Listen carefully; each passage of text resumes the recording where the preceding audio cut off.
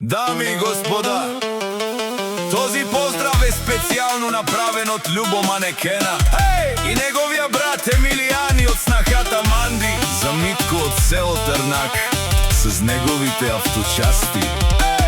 Авела Каја Гилитаро, Љубо Манекена, леско семејство од село Трнак, поздрав Керела, педа деске. О Митку од Трнак, кај леско алав, секој жанел, ромален ми фамилија, мастарен тумаре мосте,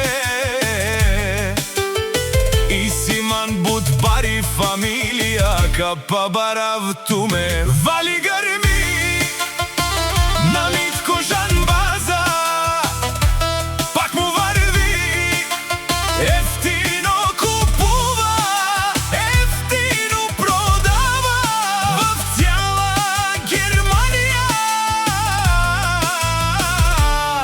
и цяла Българија. Леси си баро алав, о Митко жанбаза најбаро, андо село Трнак, ефтино лео, ефтино бикнел, всичко сам постигна, сам се издигнал. Има жена къща палат и најкрасивите дет. Вали грми, на Митко жанбаза, пак му варви, ефтино купува, ефтино продава, в цяла Германија и цяла Българија. О Митко од Трнак ромале, зарежане на кава, шампиони, тари Германија, тару Берлин, за најкачествени части говорим. Митко од Трнак знае играта и не спорим. При Митко од Трнак ментета знаете, че няма.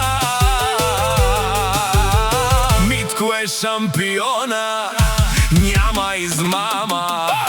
Вали грми, на Митко жанбаза, пак му варви, ефтино купува, ефтино продава, в цяла Германија и цяла Българија. При Митко качеството е патрон, авторитета му е като закон, с удоволствие купува и продава, длъжник на никого той не остава. При Митко от Трнак всичко има, няма пролет, няма лято, няма зима. Митко винаги ще направи услуга, след тази автоморга няма да искаш да чуеш за друга. Него знаят го в цяла България